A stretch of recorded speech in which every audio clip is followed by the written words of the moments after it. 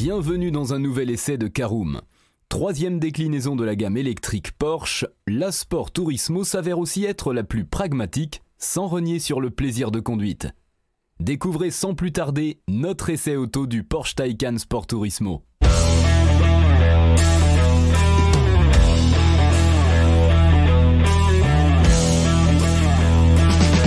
Bonjour et bienvenue pour un nouvel épisode des essais de Caroom. Chaque mercredi, on vous partage nos expériences, avis et notes sur les modèles que nous essayons pour répondre au mieux à vos besoins sur l'automobile.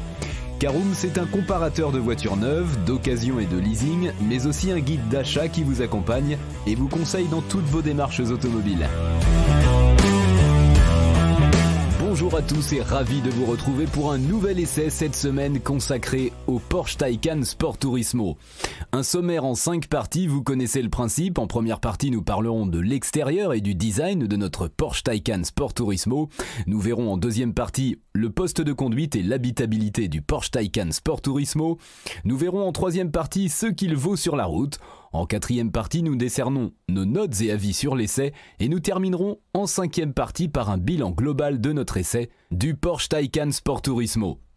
Alors Porsche avait frappé un grand coup avec son Taycan, une berline électrique profilée qui découle du concept mission e-design futuriste, mais à l'ADN immanquablement Porsche, performances exceptionnelles, confort étonnant. L'objet vaut le détour. A suivi la déclinaison Cross Turismo, un break à la garde au sol surélevé de 20 mm façon Audi Allroad ou Mercedes All-Terrain, qui offrait une polyvalence accrue mais un comportement très légèrement moins tranchant que la berline. Voici maintenant une sorte d'entre-deux, le break Sport Turismo profite du même châssis très bas que la berline, mais de la carrosserie break plus habitable. De quoi en faire le meilleur compromis possible ? Alors pour y répondre, je vous propose d'ouvrir tout de suite notre premier chapitre concernant l'extérieur et le design du Porsche Taycan Sport Turismo. Ce qu'il y a de sûr, c'est que le grand break a en tout cas une sacrée prestance. Le coup de crayon est maîtrisé avec des proportions harmonieuses et une allure statutaire autant que sportive. Le principal changement se situe bien évidemment au niveau de la partie arrière avec un toit plus plat et un grand haillon pour le coffre, là où la berline se contente d'une malle à l'ouverture bien plus étroite. Pour le reste, on retrouve ici diverses options avec la présence de kits carrosserie Sport Design pour ceux qui le souhaitent, une large sélection de jantes allant de 19 à 21 pouces ou encore un choix quasi illimité de peinture. Les versions les plus sportives, GTS, Turbo et Turbo S, se distinguent par quelques appendices aérodynamiques. Enfin, par rapport au Cross Turismo, le Sport Turismo fait l'impasse sur les arches de roues contrastées en plastique noir ainsi que sur les ailettes présentes sur les pare-chocs et les bas de caisse. Allez, on poursuit, ouvrons notre deuxième partie qui concerne le poste de conduite et l'habitabilité du Porsche Taycan Sport Turismo. Ceux qui sont déjà montés dans un Taycan ne seront pas dépaysés par la présentation de l'habitacle rigoureusement identique entre les 3 déclinaisons.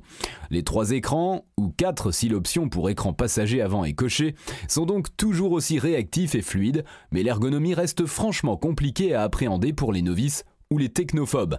Pour la climatisation, on peut par exemple utiliser les raccourcis de l'écran du bas de la console centrale, mais il faut se référer à celui du haut pour les fonctions avancées. Pas pratique, surtout en roulant. Mais rien à redire pour la dalle incurvée du tableau de bord qui est très lisible et dont les menus se commandent facilement depuis le volant. Si Porsche est globalement doué pour créer des intérieurs de qualité, il faut toutefois viser des versions intermédiaires à partir de la 4S ou haut de gamme du Taycan pour bénéficier de matériaux vraiment qualitatifs. En entrée de gamme, certaines pièces peuvent paraître un peu basiques dans une auto au tel pédigré. Le vrai plus de la carrosserie Sport Turismo est en revanche l'habitabilité accrue par rapport à la berline, surtout à l'arrière. Les passagers du deuxième rang gagnent ainsi 45 mm de hauteur supplémentaire, ce qui ravira les grands gabarits, tandis que le coffre s'agrandit de 39 litres, 446 litres au total, et profite du large haillon pour charger plus facilement des objets volumineux. Notez que par défaut, le Taycan Sport Turismo est livré dans une configuration 4 places avec 2 sièges arrière individuels séparés par une console centrale. Un strapontin est disponible en option. Allez, c'est parti, je vous emmène faire un tour en Porsche Taycan Sport Turismo. Voyons ce qu'il vaut sur la route. Il suffit de quelques kilomètres pour se sentir à l'aise au volant de la Porsche malgré son gabarit imposant. 4,96 m de long sur 1,97 m de large sans rétroviseur.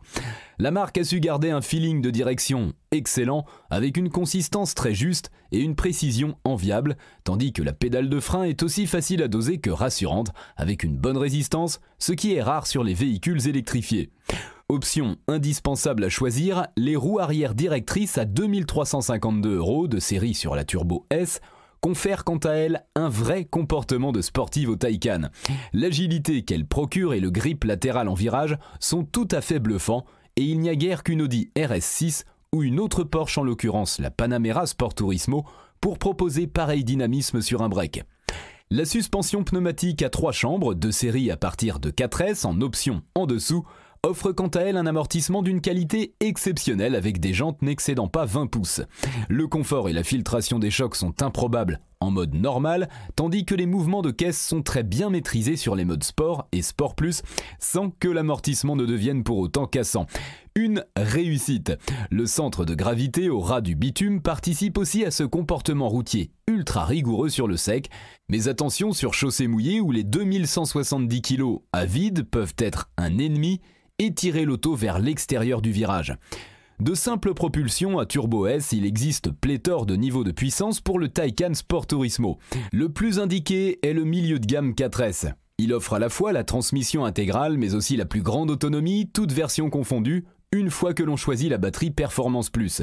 C'est une option coûteuse, 5 568 € tout de même, mais qui porte la capacité de 79,2 à 93,4 kWh. De quoi garantir 498 km d'autonomie en cycle WLTP, ce qui se traduit par au moins 350 km dans la vraie vie si on n'abuse pas des voies rapides et que l'on roule normalement. Les performances en profitent également puisque la puissance passe de 435 à 490 chevaux, voire 571 chevaux brièvement lors des launch controls. De quoi mouvoir très efficacement le Taycan Break qui n'a pas besoin de plus de 4 secondes pour faire 0 à 100 km/h et qui profite de reprises très énergiques. Dès lors, il est inutile de lorgner vers les GTS, Turbo et Turbo S. Certes, leurs accélérations sont encore plus impressionnantes, voire physiquement intenses sur la version de pointe, mais l'on n'y gagne pas grand-chose au quotidien, tout en perdant un peu en autonomie. Pas d'inquiétude pour la recharge toutefois, puisque le Taycan est l'une des voitures qui accepte la plus forte puissance de charge en continu, 270 kW. Il s'agit bien entendu d'une valeur maxi théorique en pic, et encore faut-il une borne compatible ainsi que des conditions favorables pour les accrocher, mais quand c'est le cas, il ne faut qu'un gros quart d'heure pour récupérer plus de la moitié de la batterie. Pratique, en courant continu, le Taycan accepte 11 kW de série, mais une option permet d'avoir un chargeur embarqué de 22 kW, moyennant la somme de 1680 € tout de même. Alors, je vous propose tout de suite d'ouvrir notre 4e chapitre qui concerne nos notes et avis sur l'essai du Porsche Taycan Sport Turismo, avec 4 catégories: esthétique, conduite, praticité et rapport qualité-prix, et une note sur 5 pour chacune d'entre elles. Alors tout d'abord, la catégorie esthétique. Et c'est un 5 sur 5, racé et bien proportionné, le Taycan Sport Turismo en met plein les mirettes. Passons à la catégorie conduite, c'est là encore la meilleure note, 5 sur 5, performance de feu et confort de haut niveau peuvent être compatibles, et c'est bien le cas ici. Passons à la catégorie praticité, 3 sur 5, le bon côtoie le moins bon, mais la déclinaison Sport Turismo apporte une habitabilité bienvenue. Enfin, en rapport qualité-prix, nous passons à 2 sur 5, déjà pas donné. Le Taycan est aussi une Porsche, ce qui signifie que les options mesquines sont au rendez-vous. C'est l'heure de faire le bilan global de notre essai du Porsche Taycan Sport Turismo. Être l'une des voitures électriques les plus enthousiasmantes à conduire du moment tout en proposant des performances incroyables, un très bon confort et une vraie praticité pour ceux qui ont besoin de place. Voilà le credo du Porsche Taycan Sport Turismo. Mission 100% réussie, même s'il faut composer avec une ergonomie discutable et surtout assumer la facture qui vient avec le blason, c'est là son point faible. Comptez au minimum 90 317 € pour un Taycan Sport Turismo, 2 roues motrices d'entrée de gamme, avant de piocher dans le très épais catalogue d'options. Pour la version 4S que nous avons essayé, c'est au moins 110 374 € qu'il faut aligner, alors que notre modèle d'essai flirtait pour sa part avec les 160 000 €. Un énorme chèque donc, qui permet toutefois d'accéder à une auto d'exception.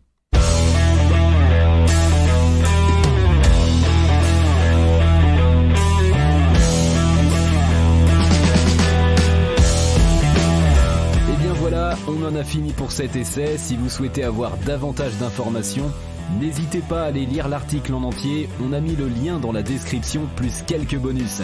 Vous pouvez également le retrouver en tapant Caroom et c'est Porsche Taycan Sport Turismo sur Google. Et si vous avez encore des questions, vous pouvez laisser un commentaire sur l'article ou les poser sur notre forum. Merci d'avoir écouté cet épisode jusqu'au bout. S'il vous a plu, n'hésitez pas à vous abonner au podcast depuis votre plateforme préférée, à le partager autour de vous et sur vos réseaux sociaux. On en profite aussi pour vous demander de nous laisser une note et un avis sur Apple Podcast. Votre avis nous aidera à gagner en visibilité, ce serait vraiment sympa de votre part. Si vous souhaitez vous renseigner davantage pour l'achat d'une voiture neuve ou d'occasion, ou que vous voulez encore plus de conseils et de bons plans, rendez-vous sur www.caroom.fr. Si vous avez encore des questions, des remarques ou des recommandations, n'hésitez pas à nous contacter sur nos réseaux sociaux. Merci encore et à mercredi prochain pour un nouvel essai du podcast de Caroom.